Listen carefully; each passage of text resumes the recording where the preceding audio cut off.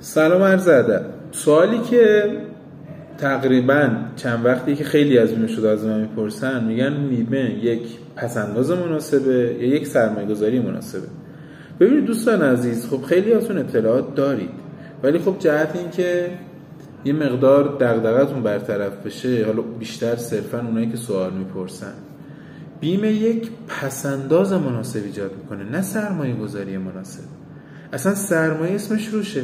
شما باید یه مبلغ خیلی زیاد رو بیارید وارد کنید یک جا، ازش عایدی بیشتر ایجاد کنید.